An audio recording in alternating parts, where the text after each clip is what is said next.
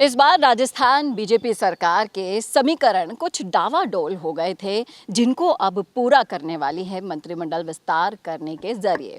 और अब उम्मीद जग रही है पूरे के पूरे उन समाजों को जिन्हें दरकिनार कर दिया गया था, और कहीं ना कहीं उनकी नाराज़गी को अब पाटने की कोशिश की जाएगी। क्या वाकई में इस बात में कोई सच्चाई है? क्योंकि इस मुद्दे पर राजनीतिक गलियारों में जितनी चर्चाएं होती हैं उतनी ही बातों को आगे बढ़ावा मिलता है, लेकिन बातें सिर्फ बातें होती हैं। अगर उन पे कुछ काम हो रहा है, असल में होगा या नहीं, इस समाज की नाराज़गी को दूर करेंगे या नहीं, सरकार के इसी मुद्दे पर आज हम चर्चा करने वाले हैं इस वीडियो में। इसलिए बने रहेगा आखिर तक हमारे साथ। नमस्कार, मैं हूं चेतना शर्मा। आप देखना शुरू कर चुके हैं संवाद भारत के लिए, और इस मुद्दे पर बातचीत करने के लिए मेरे साथ मौजूद हैं colonel sir Devanand Gurjar sir. Sir, आपका बहुत बहुत स्वागत है। थैंक यू चेतना जी, आपका भी बहुत बहुत आभार कि आपने याद किया हमें हमारे समाज से जुड़ी हुई बात को लेकर के। और पूरे हमारे समाज आपको पहचानते हैं कि चेतना जी वैसे हमारे समाज की नहीं है, पर हमारे समाज की बेटी बन चुकी हैं आप। जी, शुक्रिया सर। मैं आपसे जानना चाहूँगी कि जिस तरीके से सरकार ने सारे समीकरण बनाए थे विधानसभा में, लेकिन कहीं ना कहीं चूक रह गई। जिस तरीके से राजस्थान की राजनीति की हम चर्चा करते हैं तो यहाँ जातिगत समीकरण साधने ही पड़ते हैं, वो कहीं ना कहीं पूरा करने में सरकार चूक गई।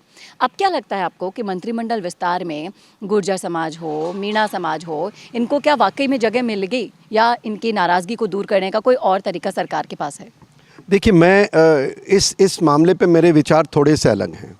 अगर चेतना जी आपको याद हो, मैंने कहा था कि चुनाव कभी भी जातिगत आधारित नहीं होने चाहिए। चुनाव होने चाहिए राष्ट्र निर्माण के लिए, चुनाव होने चाहिए पॉलिसीज़ के लिए, चुनाव होना चाहिए कि हमारा प्रदेश किस प्रकार उन्नति करे।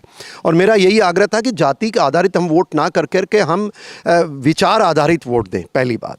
दूसरी बात, हमारी उस बात के सफलता मिली और राजस्थान में सरकार बदली और भारतीय जनता पार्टी की सरकार आई। मैं यहाँ पर क्योंकि कुछ राजनीतिक मित्र मेरी बात से नाराज हो सकते हैं कि भाई हम अगर 5 एमएलए आए तो 5, ये कोई गणित थोड़ी है यार, ये मैथमेटिक्स नहीं है। देखिए, मैं मानता हूँ लोगों की भावना राष्ट्र के साथ और प्रदेश के साथ है। जातिगत अगर आप ये बांटने लगे, ये अधिकार क्षेत्र मैं मानता हूँ चीफ मिनिस्टर महोदय का है, और कोई भी चीफ मिनिस्टर उनको वो व्यक्ति लगाने हैं, अगर उनको हम दबाव में डालेंगे कि नहीं तुम मेरे 2 जाति के, इसके 2 जाति के, ये कि एक राजनीतिक व्यक्ति ये बयान देता है और उसको वोट लेने होते हैं। पर मैं आज भी कोई भी हमारे मुख्यमंत्री हो, किसी प्रदेश के हों, मैं उनके साथ खड़ा हूँ, वो ये मानते हुए कि जो वो फैसला करते हैं उचित करते हैं। देखिए, मोदी जी के एग्जाम्पल लीजिए आप। मोदी जी ने सेंट्रल गवर्नमेंट के अंदर बहुत सारे रिटायर्ड अधिकारियों को मौके दिए, मंत्री बनाया। हमारे फॉरेन मिनिस्टर हैं, बताइए उन्होंने कितना बढ़िया काम किया। रेलवे मिनिस्टर कितना बढ़िया काम कर रहे हैं। तो मैं ये मानता हूं कि कोई भी जब चयनित होता है तो सरकार के ऊपर जाति का दबाव ना बनाते हुए हमें उनकी मदद करनी चाहिए। अगर हमने उनको वोट दिया है तो कि भाई देखिए ये आदमी काम ठीक नहीं कर रहा है, तो इस आदमी को बदल करके अच्छे व्यक्तियों को लेके आओ, ये पहली बात है। दूसरी बात मेरी है कि काबिलियत भी तो होनी चाहिए। मैं आपसे ये गुजारिश करता हूँ, सबसे पहले तो दुर्भाग्य ये है, कुछ जातियां हैं राजस्थान में जिनके ऊपर किसी भी पॉलिटिकल पार्टी ने अपने वो तैयार नहीं किए पौधे कि ये हमारे आने वाले समय में हमारे लीडर्स ये उस समाज को नेतृत्व देंगे और राष्ट्र के साथ भी खड़े होंगे। उसके कारण अब क्या हो गया, ये गैप आ चुका है। आज के दिन देखिए कि हमारे गुर्जर समाज से, क्योंकि आपने ये गुर्जर समाज से बात छेड़ी है, और मीणा समाज भी है, बहुत सारे समाज हैं, धाकड़ समाज है, एससी समाज है, बहुत सारी चीज़ें हैं। पर अब जाट समाज है, आप देख लो, सबके लिए अगर हर समाज अपने समाज का पिटोरा लेकर के मंत्री पद का प्रेशर बनाएगा, मैं उसको उचित नहीं मानता। तो आपको लगता है कि ये सामाजिक स्तर पर बदलाव आना चाहिए, जो प्रेशर नाराजगी का सरकार पर डाला जाता है? बिल्कुल नहीं, देखिए सबसे बड़ी बात हमने इस बार चुनाव में देखा है, जातिगत वोटिंग नहीं हुई है, मैं ऐसा मानता हूं। और हमारे जैसे लोगों को दबाव बनाना चाहिए कि हमारी मांगें पूरी करो, हमारे काम पूरे करो। अब देखिए, जैसे अभी मैं भारतीय जनता पार्टी का ले लो, मैं मानता हूं गुर्जरों को हमें सिर्फ एक स्थान दिया है और एक हमारे देवनारायण बोर्ड के चेयरमैन बनाया है, हमारे 2 हैं, और टोटल जो इसके अंदर है। और अगर इनको ज़्यादा हमारी कोई जैसे फॉरेस्ट डिपार्टमेंट है, मैं मानता हूँ फॉरेस्ट डिपार्टमेंट में गुर्जर बहुत रहते हैं, इन अभयारण्यों के इर्द गिर्द इनके घर तोड़े जाते हैं, अभी भी कई जगह तोड़ रहे हैं लोग बाग।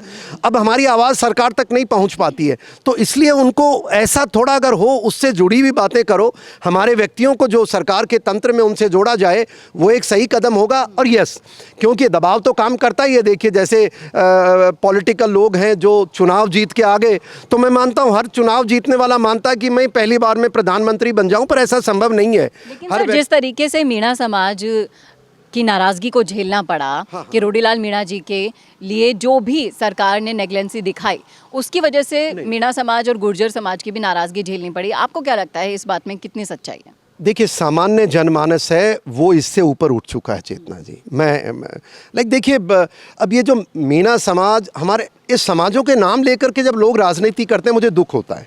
अब राजनीति मत करो ना, समाज के नाम पे उठकर के आप सम्मानित हो, उस समाज की सेवा करो।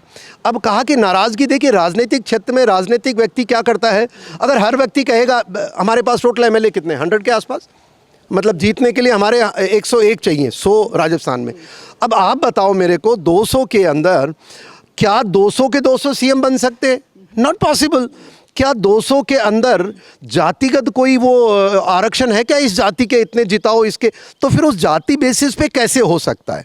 फिर भी अगर जाति की किसी की अनदेखी हो रही है, मैं मानता हूँ गुर्जर समाज 8 से 9% है, बड़ी संख्या है इसकी प्रदेश में, तो उस तरीके से 2-3 मंत्री होने चाहिए। और मैं मानता हूँ हमारी पॉलिटी है, उनको इस पर काम करना चाहिए और इनकी भावना का सम्मान करना चाहिए, क्योंकि आफ्टर ऑल काबिलियत है कि नहीं है, वो गलतियाँ पॉलिटिकल पार्टीज़ की तैयार क्यों नहीं, पर अगर नागरिकों की भावना, और मेरी भी भावना है, क्योंकि देखिए मैं किसी गुर्जर के मंत्री के घर में घुस सकता हूं, जिसको मैं जानता ही नहीं, मुझे कौन घुसने देगा? तो ये प्रॉब्लम्स हैं समाज की। उम्मीद करता हूं अभी जो ये नया, जब भी इसका मंत्रिमंडल का गठन होगा, इन बात का ध्यान रखा जाएगा। Thank you very much. बहुत बहुत शुक्रिया सर इस मुद्दे पर राय रखने के लिए। अब होता क्या है ये तो आने वाला वक्त ही बताएगा, और इस मुद्दे पर आपकी क्या राय है, आपका क्या सोचना है, किस तरीके से सामाजिक बदलाव को लाया जा सकता है, रखिएगा ज़रूर कमेंट बॉक्स में अपनी राय। कैमरामैन दीपेश कुमार के साथ चेतना शर्मा, संवाद के लिए। पॉडकास्ट सेटअप्स तो मिल रहे हैं लेकिन एंकर नहीं है। पॉडकास्ट सेटअप और एंकर मिल गया तो एडिटिंग नहीं है। पॉडकास्ट सेटअप भी मिल गया, एंकर भी मिल गया और एडिटिंग भी मिल गई, लेकिन उसे अपलोड करने के लिए अच्छे व्यूअरशिप वाला चैनल नहीं है। और अगर वो सब भी मिल गया तो पॉडकास्ट को अच्छे एसईओ के साथ अपलोड करने का डिजिटल सपोर्ट नहीं है। और अगर ये सारी चीजें एक साथ मिल रही हैं तो प्राइस बहुत ज्यादा हाई है।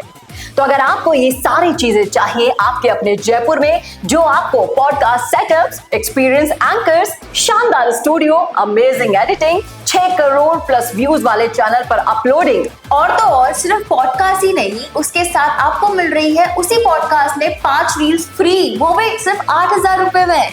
और ये सब कुछ मिल रहा है आपको सिर्फ और सिर्फ मिशी मीडिया सॉल्यूशंस में। तो सोच क्या रहे हैं? अगर आप भी चाहते हैं पॉडकास्ट के जरिए पूरे सोशल मीडिया पर छाना, तो अभी कॉन्टैक्ट कीजिए स्क्रीन पर दिए गए नंबर पर।